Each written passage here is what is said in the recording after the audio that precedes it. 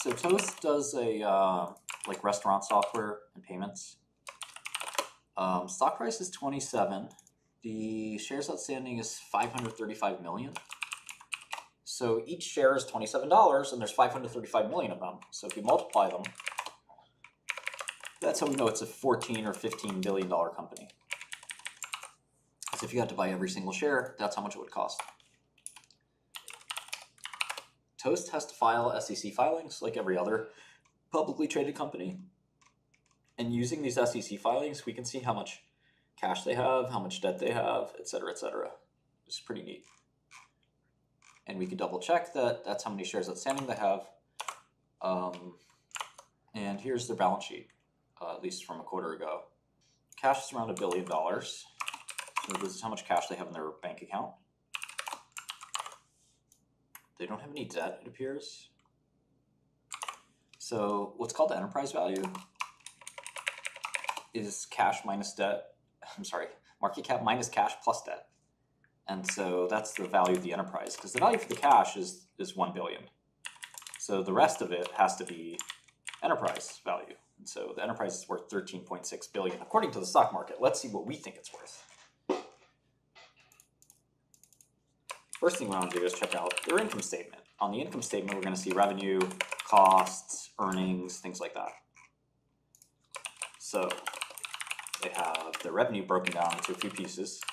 They have subscription, financial technology solutions, and then hardware and professional services. And those are a little vague, but we'll figure out what those are. So let me just put up on the terminal, or on the video, a company called Toast, and their stock ticker is TOST.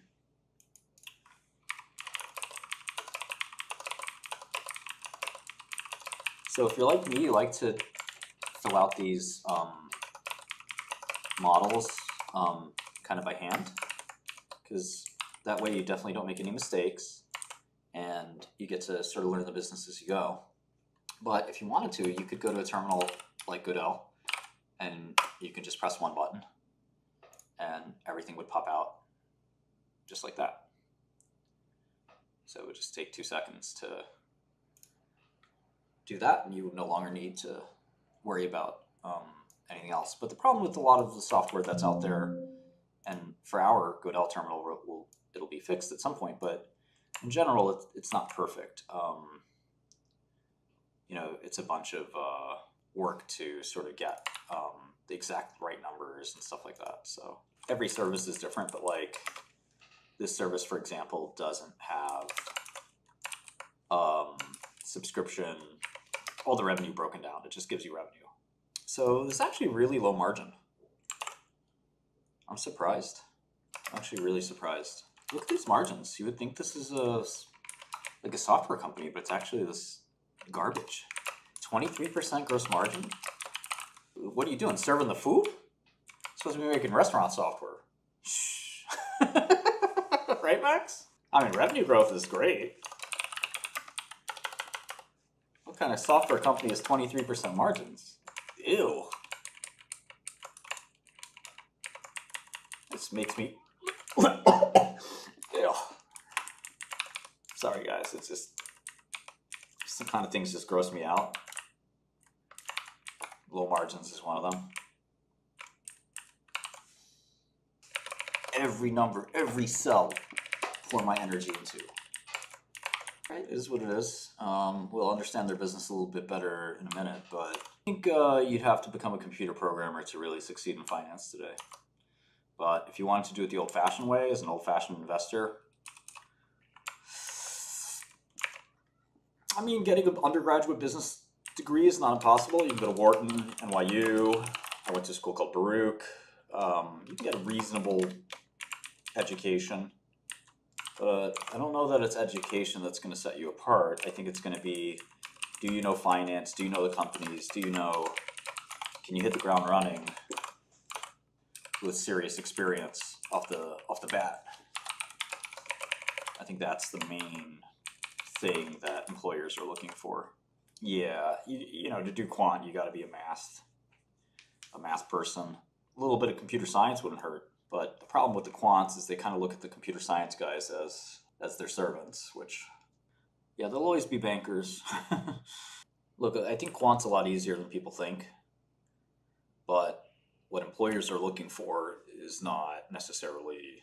I think if you read the Brearley and Myers textbook cover to cover, you got a pretty good academic finance background right there. And then I would read like the math academic finance stuff like 𝗙 French. Most people don't use Python unless you're doing quantitative work or something. I use it every day, but not for finance. Yeah, we have AI that does this stuff now. It's important that you understand what you're actually looking at, right? If you don't understand what you're looking at, no amount of somebody else doing your work for you will help. Toast has to be profitable before we worry about their terminal rate. Terminally losing cash flow is not good. This is an income statement. This is an income statement. I mean, I don't know anything about this business, so I just want to see what do they do? How much cash do they generate? How much revenue do they generate? What are their margins? Are they growing? Are they shrinking? This is the basic Wall Street stuff. You've not seen this before? You're not a Wall Street person. Yeah, we'll look at the free cash flow in a minute. Relax. Hold your horses. They didn't have positive free cash flow in Q1. A little bit of CapEx too.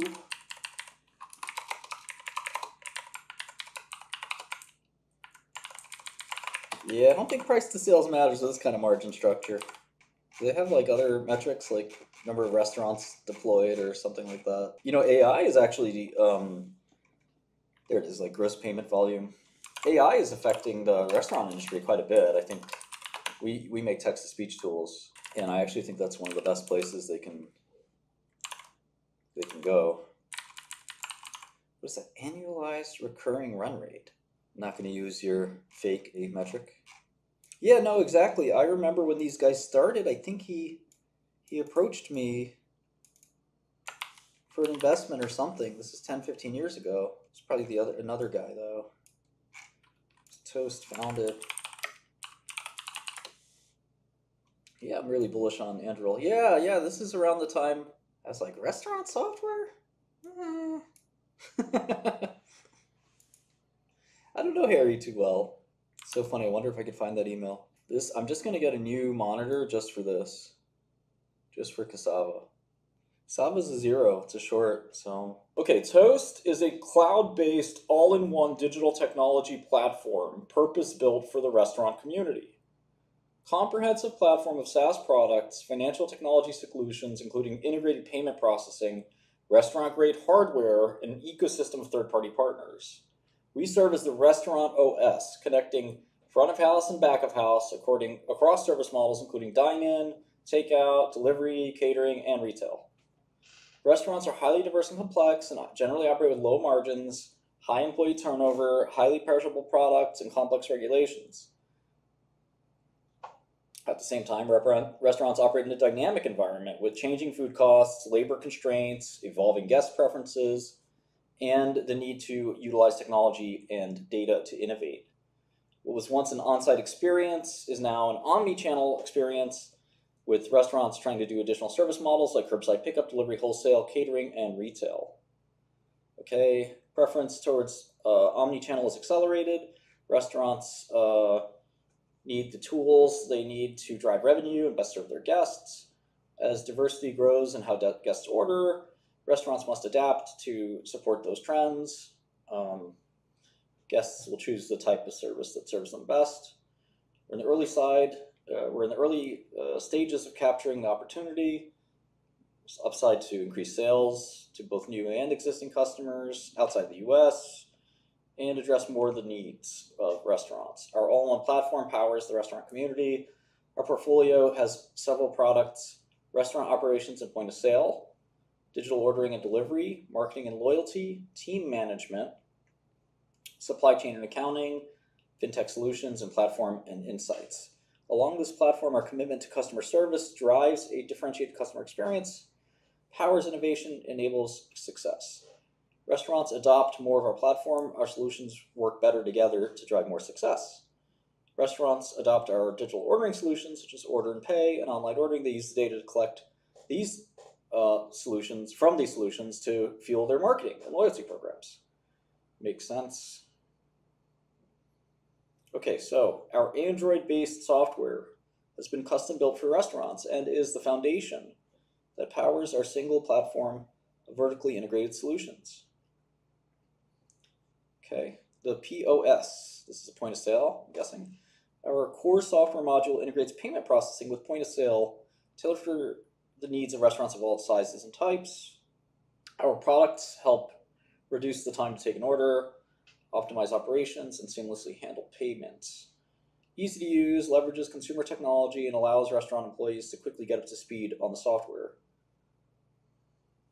Okay, gives restaurants the option to take orders at the counter or at the table.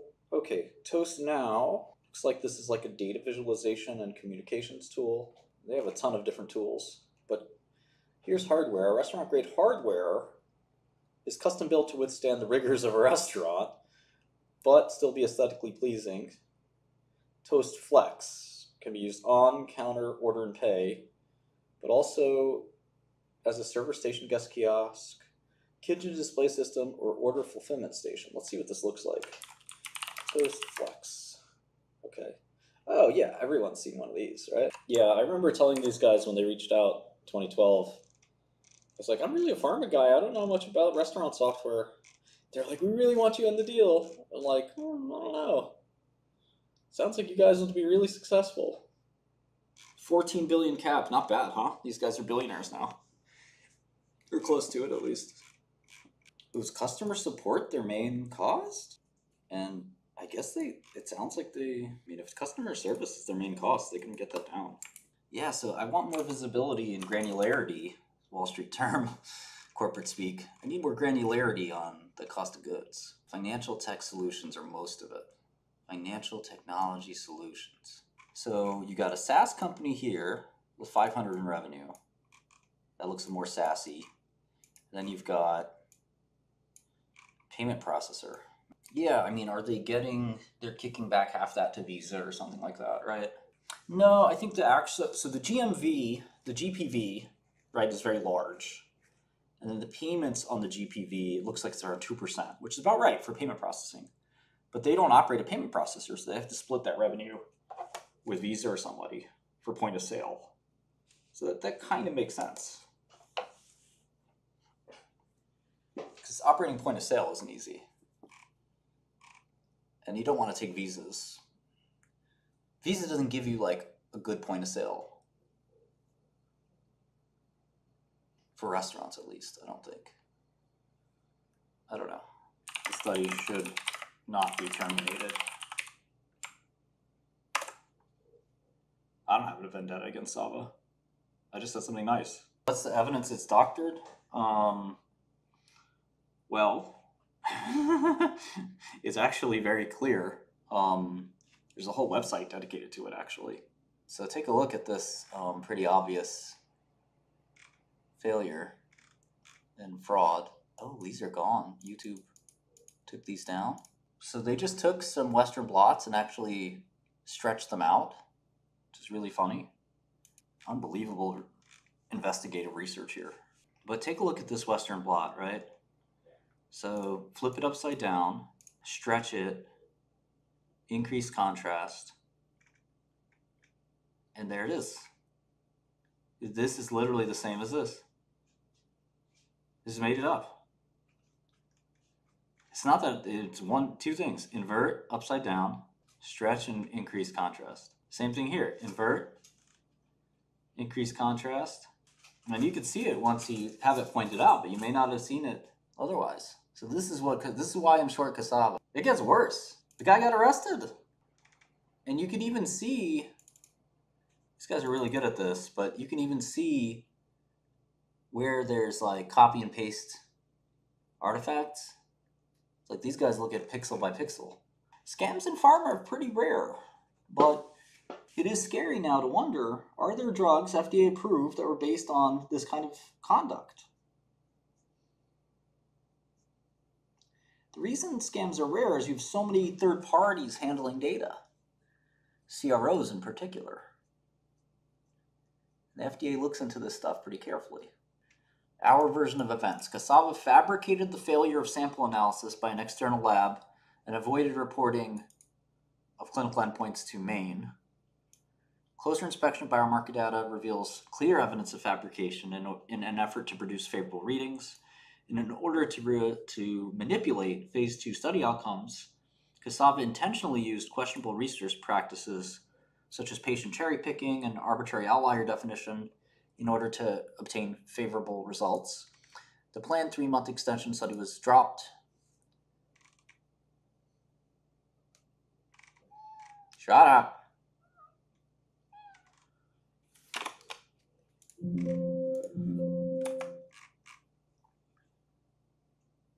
Yeah, so pretty good paper there. I think this 6-month ADAS-COG and stuff like that is also... Yeah, I know the problem with Korean stocks, actually. I was able to short stocks in Korea a long time ago. It was very difficult. Yeah, Harrow seems to be pretty well run. They tried to make a Daraprim, which didn't work out very great for them. But their eye stuff is doing well, I think. Okay, yeah, if you give this guy a 20x multiple on just the subscription business, it sort of makes sense. You could also try a multiple on gross profit. Just ignore this weird hardware thing. I don't know, I kind of like this stock. Management obviously seems pretty good. You don't need a special keyboard for Bloomberg or for Godel. You just press F8 for equity. We'll mostly support equities now only anyway, so just use F8. 15, it's just been crawling back ever since. This is when they went public, yeah. IPO was a little overhyped. Customers clearly like the toast product. All right, let's see what other stocks people want me to look at.